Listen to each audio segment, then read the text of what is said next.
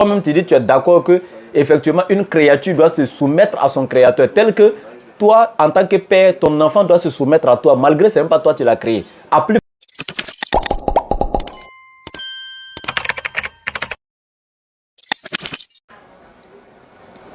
Ouais, bon, passablement par la grâce de Dieu. Ok, les nouvelles. Oui, je suis avec ton petit, Ouma. Oui. Bon, on a eu à partager un peu de temps ensemble. Bon, dans la causerie, il a dit mes raisonnements. Il m'a fait comprendre que non. Il connaît quelqu'un qui lui peut le laisser en contact avec moi pour faire un peu d'échanger. Un peu par rapport à la réalité de la vie, ou bien la croyance de Dieu, la croyance de la religion, la croyance de ce... Oui. Bon, c'est juste cela qu'il faut. Ok. On peut en causer. Il n'y a pas de souci. Vous êtes musulman ou chrétien? Oui.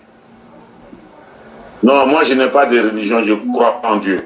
Mais de suite, quand j'ai demandé si ça va, tu as dit par la grâce de Dieu. Oui, je crois en Dieu, mais je n'ai pas de religion. Ah, tu crois en Dieu, mais tu n'as pas de religion. La grâce, ça vient par rapport à notre éducation avec la langue qu'on échange. Ah, ok. Toi et moi. D'accord. La grâce, c'est le français.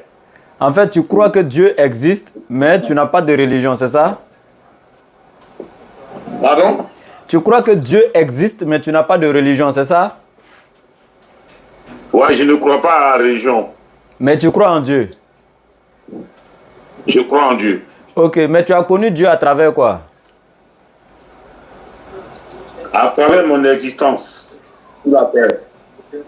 Ok, comment? J'ai Explique-moi. trouvé que nous tous sommes éthiques. Et je Explique-moi. vois qu'il y a le soleil chaque jour. Il y a le... Dis-lui 1 minute. 1 minute, s'il te plaît. Prends-lui là. Allô? Oui, allô? Oui. Salam alaikum sir. Walaikum salam. Ah, je demande à vous un programme de télévision cette semaine. Hein? Non, pas encore. Si on a un programme, on va afficher, Inch'Allah. Ah, ok, d'accord. Merci. Ok, merci. Bon, mode avion, télévision Wi-Fi, la 5, 4, 3, 2. Est-ce que Dieu peut nous faire venir enfant? Parce qu'il a mis l'eau d'abord avant qu'on coupe. Les animaux étaient là, qui étaient nos nourritures. Les arbres qui sont là, qui sont comme les maniocs, les papayers, bon, etc., le riz. Tout ce qu'on avait besoin était déjà là avant qu'on arrive. Mais pourquoi la religion arrivait en retard? En deuxième position. Pourquoi, si Dieu est un, la religion est beaucoup? Effectivement, tu as raison. Dans la religion, le démon est fort que Dieu. Le quoi? Le démon? Quand moi je me trompe, on dit non, c'est le démon. Non. Si je suis connu de Dieu, le démon ne doit pas me convaincre. Ok. Voilà, voici un peu des questions que je me pose. D'accord. Je ne suis pas contre la religion. Hein, parce que je ne vais jamais dire à quelqu'un de me faire ta religion. Ok. D'accord, il n'y a pas de souci. Je pense que... Je ne vais jamais dire à quelqu'un de quitter ta religion, mais moi, quand même, personnellement, pour moi, la religion, c'est un moment de chercher le matériel pour survivre. Mais pas le temps de prendre Dieu en tant que Dieu. Ok. Non. D'accord. Dans un premier temps, je vais te le dire aussi que je suis né de père-mère musulman. De père-mère musulman. Mon père est musulman, père son âme, ma mère est musulmane. Je suis un peu de contre-vie. Et c'est la religion aussi qui parle trop de pitié. Donc, quand je vois que les gens qui sont allés chez eux, par exemple dans les zones arabes, ils n'ont jamais été heureux. Ils n'ont jamais été heureux. Ah bon? Les gens qui ont fait quoi? Ils souffrent à 100%. Les gens qui ont fait quoi? Au moins, même la religion, si je devrais choisir quelque part, j'allais même choisir du côté de Jésus. De Jésus? Oui, parce que ici en Europe, je vois que les Européens sont solidaires, ils sont plus agréables. Ok. On n'a pas besoin de l'argent en Europe pour se soigner. On n'a pas besoin de l'argent en Europe pour manger. On n'a pas besoin de l'argent en Europe pour s'habiller. Ah bon? Ils ont des endroits pour ça. Ok. Des humains. D'accord. Ce sont des humains. Bon, comme c'est un échange là, est-ce que je peux parler? Les connaissances que j'ai vues, qui ont vécu là-bas, qui m'ont parlé, je n'ai jamais vécu. Voilà, comme c'est un échange là, tu as exposé trop de problématiques. On va les résoudre une à une. Ça peut aller? Pardon? On va aller doucement, quoi. Tu as exposé trop de problèmes là. On va aller doucement. Non, ce sont mes idées parce que tu avais son téléphone, mais je vais prendre ton numéro avec mon propre téléphone, là où on peut aller doucement. Non, on peut aller en même temps directement. Je suis déjà prêt. Oh. Ah, ok. Voilà, donc je dis on va aller doucement, okay. quoi. Voilà, tu as dit d'abord, tu as donné un premier point, s'il te plaît. On peut aller. Tu as dit par exemple que Dieu a créé l'eau, le ciel, la terre, les animaux et tout, les arbres.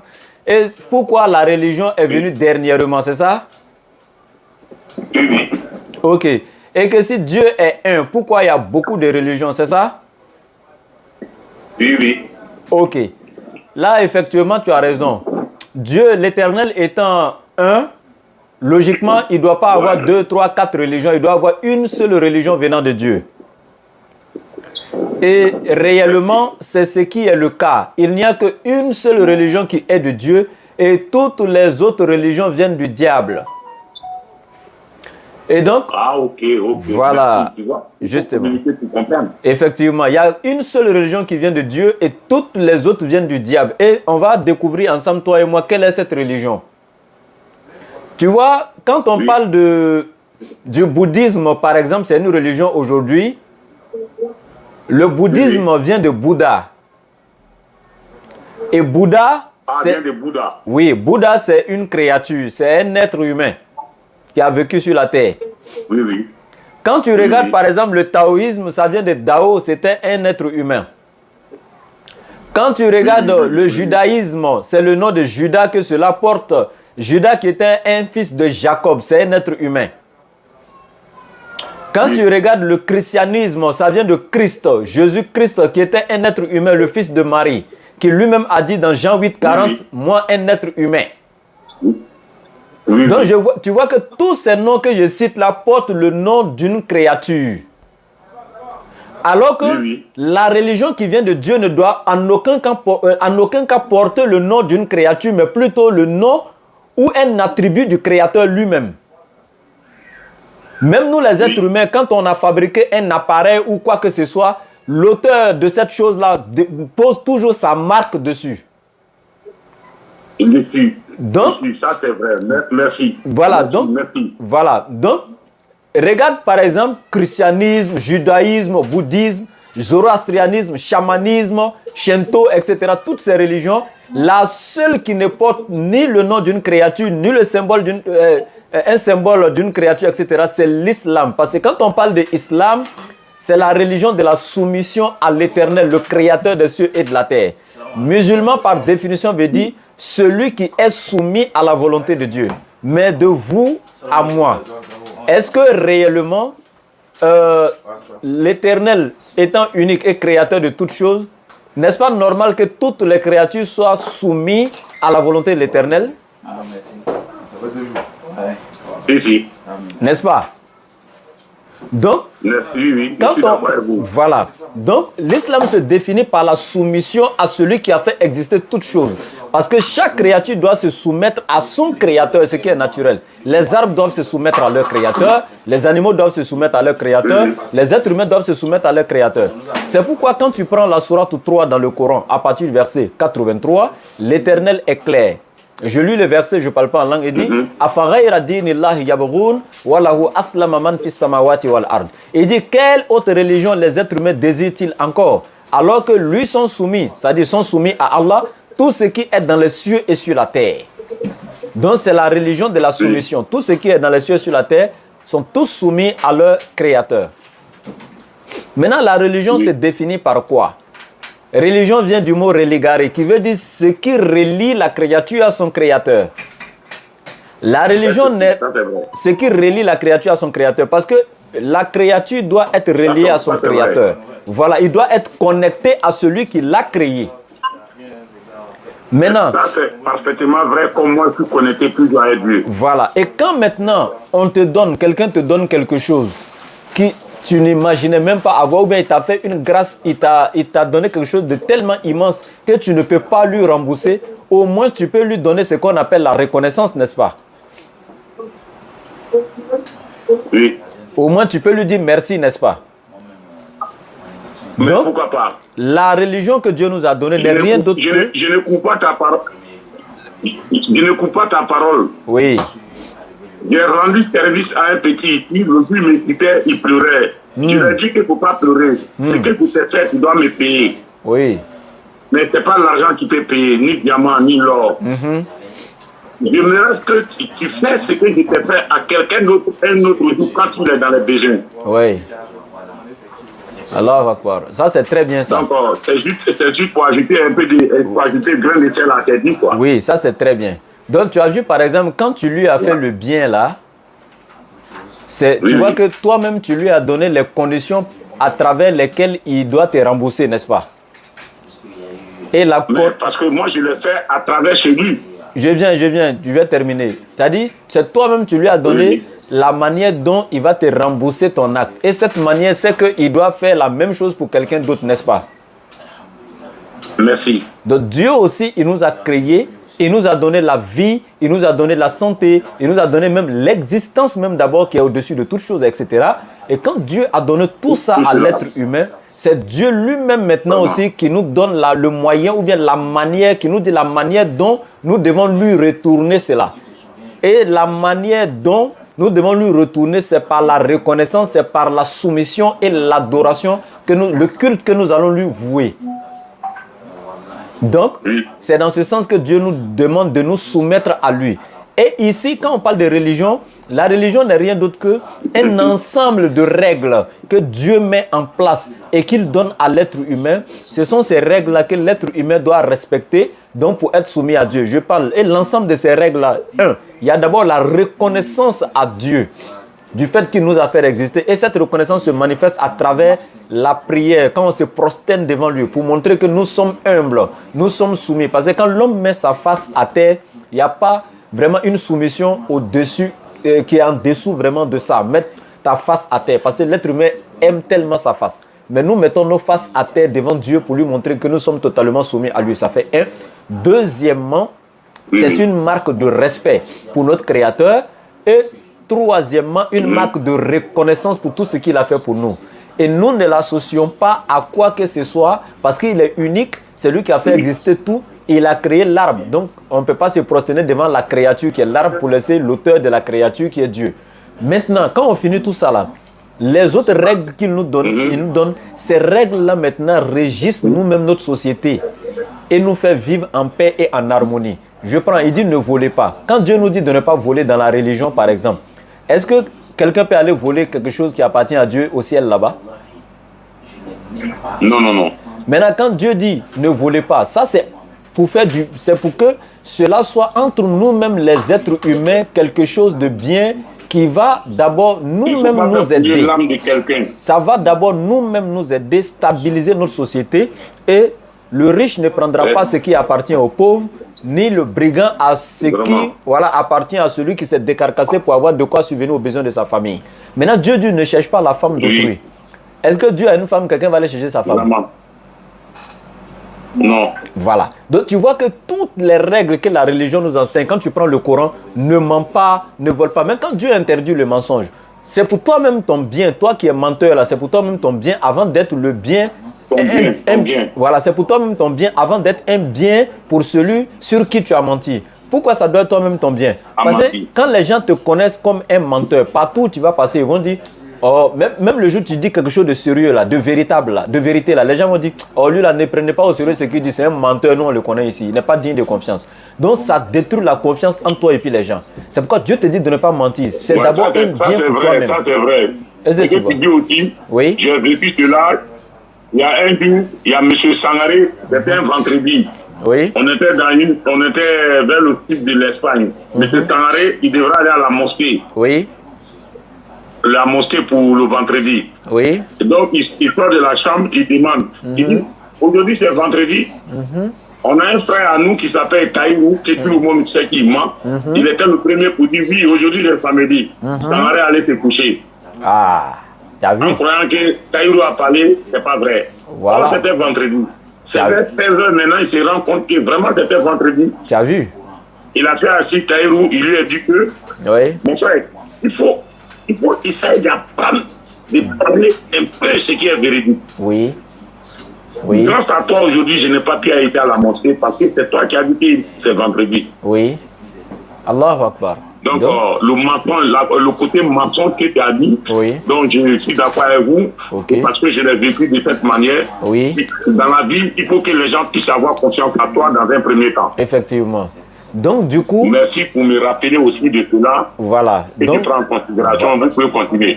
voilà. Donc, du coup, ce que je vais ajouter encore, c'est que quand on dit, par exemple, l'islam est une fausse religion ou bien un truc, je prends un exemple. Hein. Par exemple, le Coran te dit de ne pas mentir, ça fait 1. Le Coran te dit de ne pas voler. Le Coran te dit de ne pas commettre l'adultère. Le Coran te dit, par exemple, de ne pas calomnier quelqu'un. Le Coran te dit de ne pas critiquer les gens, etc. Donc, quand tu regardes un livre qui t'exhorte à faire ça, comme dans la sourate 5, verset 2 à 3, Allah dit clairement, exhortez-vous dans l'accomplissement des bonnes œuvres et dans la crainte d'Allah. Et quand un livre te dit, t'exhorte à aller accomplir les bonnes œuvres, et le même livre te dit, et éloignez-vous de l'accomplissement des mauvaises œuvres. Éloignez-vous de tout ce qui est acte immoraux et désavouable. Et c'est, tu vois. Donc, du coup, quand l'être humain, par exemple, a créé, par exemple, le téléphone, a inventé le téléphone, disons, ou bien la télévision et tout appareil, même ça peut être les médicaments à la pharmacie, tu vois qu'il y a toujours une notice ou bien un manuel d'utilisation qui accompagne les appareils, c'est ça? Oui, oui. Où l'auteur met un peu dans le manuel comment est-ce que l'appareil doit être utilisé, etc. Tu vois? Il doit être utilisé. Voilà.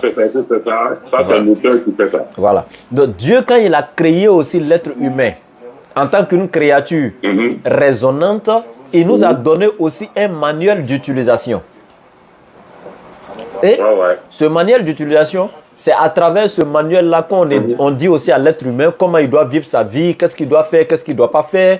C'est une éducation pour l'être humain. Et c'est ça qui est la religion qu'Allah a donnée à l'être humain. Dans cette religion, il y a les règles qu'il a établies, demandant à l'homme d'être juste, d'être bien envers son père et sa mère, d'être juste envers son prochain, de ne pas léser les gens, de ne pas voler, de ne pas mentir, de ne pas chercher la femme d'autrui, etc. Donc tu vois que la religion est une source d'éducation pour l'être humain. Et ce qui est au-dessus de tout, c'est que cette religion fait connaître à l'être humain qu'il n'est pas venu comme ça au hasard à l'existence. Il y a un créateur qui l'a mis là, auquel il doit se soumettre et auquel il ne doit associer aucune autre divinité dans l'adoration. Et comme ce créateur t'a donné toutes choses et que tu ne peux pas lui payer la vie même qu'il t'a donnée, l'acte que tu poses, c'est la reconnaissance à travers son adoration. Et pour terminer, je prends un exemple. Si toi, tu es un père de famille, aujourd'hui tu as des enfants. Toi, malgré que tu n'as pas créé ton enfant, c'est par toi, juste Dieu est passé pour lui donner la vie. Et puis tu es son papa. Tu vois que quand tu donnes des règles à l'enfant à suivre et puis l'enfant ne suit pas tes principes, tu vois que ça fait mal, non? Très. Voilà. Donc Dieu aussi nous a créés, nous devons nous soumettre à la voix de Dieu. À la voix de Dieu. Et puis toi, un papa, toi tu as mis l'enfant au monde là. Et quand tu veux éduquer ton enfant, c'est toi tu donnes les principes de l'éducation que tu veux mettre en place pour ton enfant. C'est toi le père qui donne. Ce n'est pas l'enfant qui se lève et puis il fait dans ta maison ce qu'il veut, n'est-ce pas? Oui, oui. Donc Dieu aussi il nous a créés, c'est lui qui donne les règles et les manières à travers lesquelles il veut éduquer ses créatures. Ce n'est pas à nous-mêmes de nous lever et puis dire non, je vais servir Dieu de ma manière. Non, toi tu ne peux pas créer ta religion ou bien créer des principes toi-même. Non, c'est Dieu qui nous donne la manière dont il veut que nous l'adorons et la manière dont il veut éduquer donc ses créatures. Tel que toi-même tu as dit, tu as fait du bien à quelqu'un et c'est toi qui lui as donné la manière dont il devait te retourner cette reconnaissance en faisant la même chose à quelqu'un d'autre. Ce n'est pas lui qui choisit comment il va te payer, mais c'est toi-même qui choisis comment il va te rendre ça. C'est la même chose avec Dieu aussi. Donc l'islam est la religion de la soumission à Dieu. Donc quand on parle de religion, ça veut tout simplement dire ce qui lie... Si je veux bien comprendre, oui, c'est l'islam qui explique ça à l'humanité. Clairement. Et c'est l'islam qui te dit...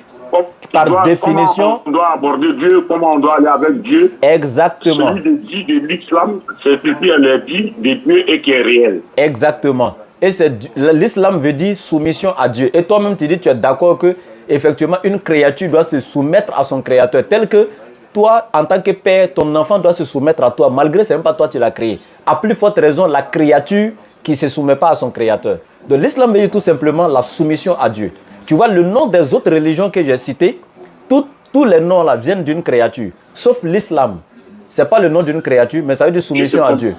Et l'islam vient d'un nom de Dieu. Voilà. Exactement. Et l'islam aussi vient d'un nom de Dieu, qui est son 6e attribut, qui est appelé Salam, le Dieu de la paix.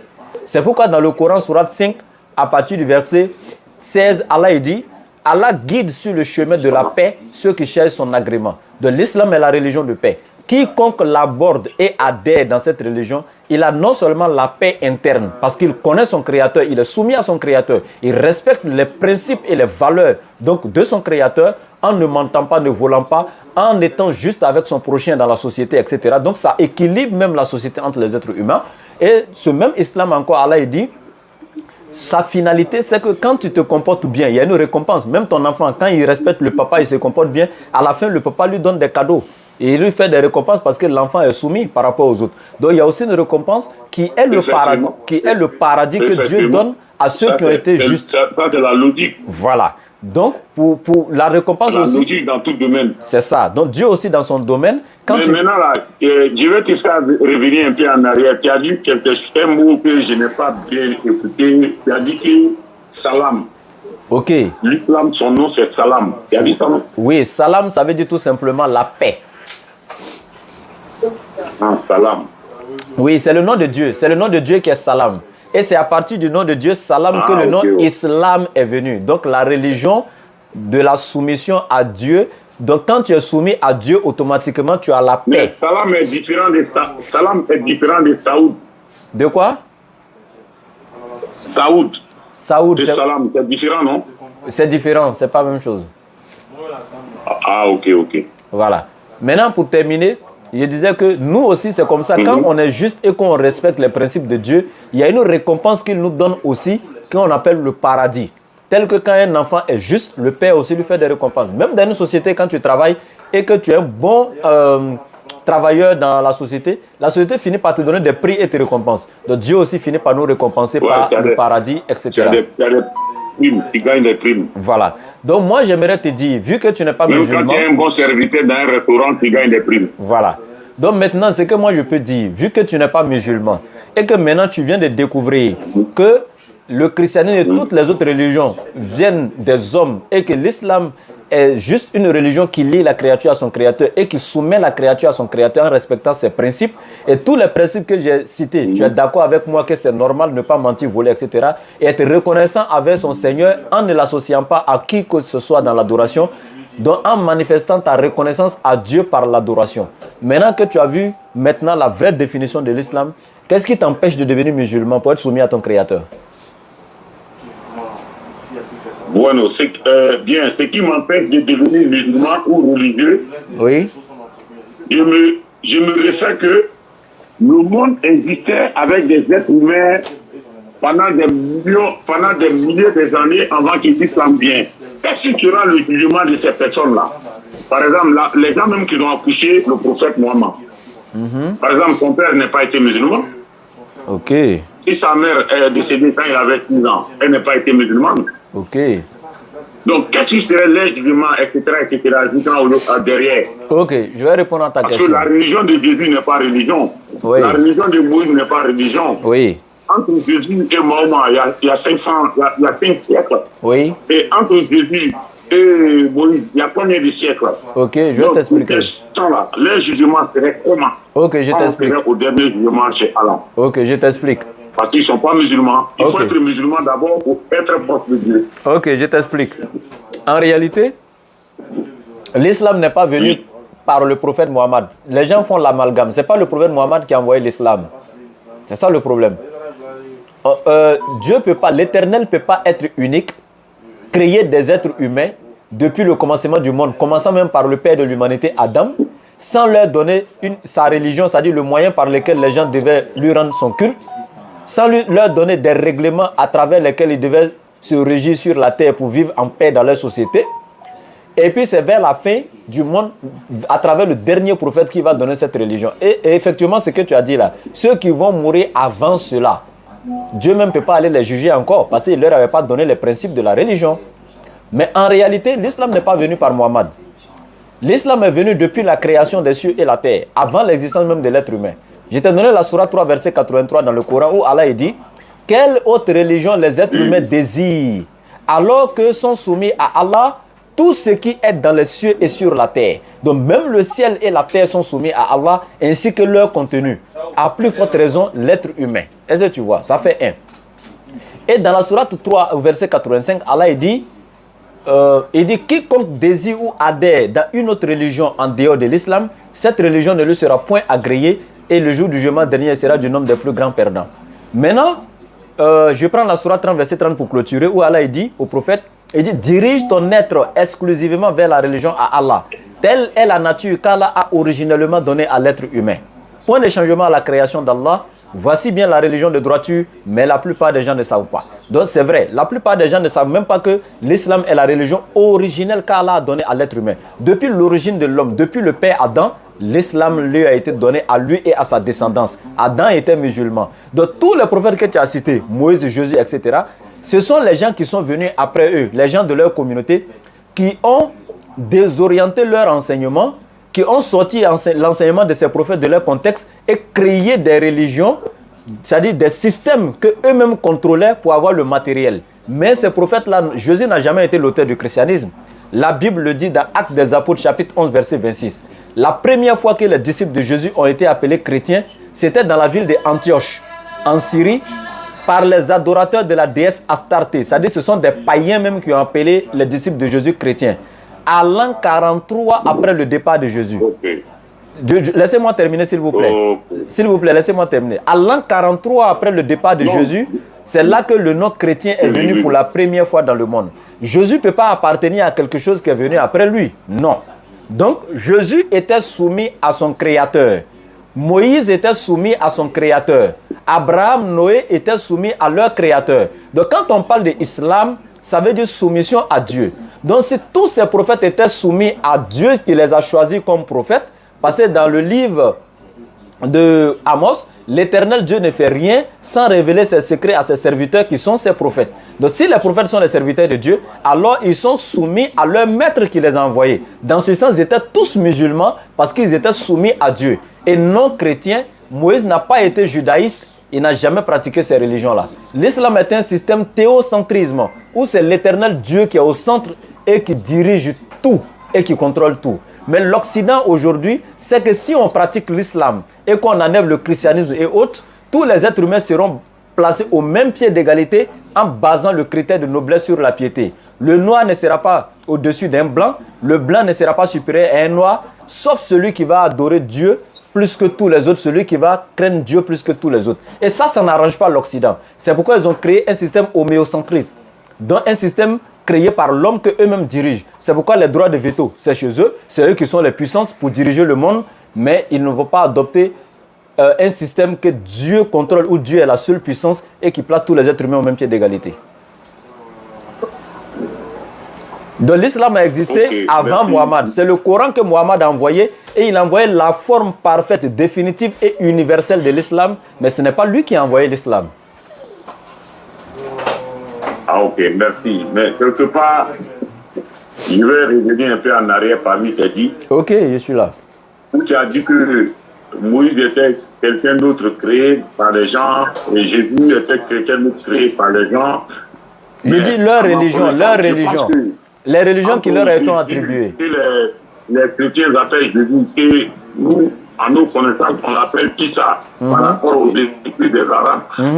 Est-ce qu'il ne vient pas des mêmes temps? Est-ce que ce n'est pas des mêmes familles qui ne sont pas des mêmes familles? Non, je n'ai pas dit que les chrétiens ont créé Jésus ou bien les juifs ont créé Moïse. Non. J'ai dit, les enseignements aujourd'hui qu'on a, la religion chrétienne là, c'est les gens qui ont créé ça et qui ont fait porter ça à Jésus en disant que c'est Jésus qui a créé le christianisme. Alors que ce n'est pas Jésus. Jésus est venu enseigner l'islam. Jésus a enseigné la soumission à Dieu. Et je peux te donner la preuve. Je t'ai dit la définition de... Non, c'est juste cela que je voulais savoir. Ok. Tu veux pas la preuve? C'est juste ce point-là que je voulais savoir. Sinon, je peux te donner un verset où Jésus déclare lui-même qu'il était soumis à Dieu, il était musulman. Dans la Bible même. Ok. Dans Jean chapitre 5, verset 30. Oui.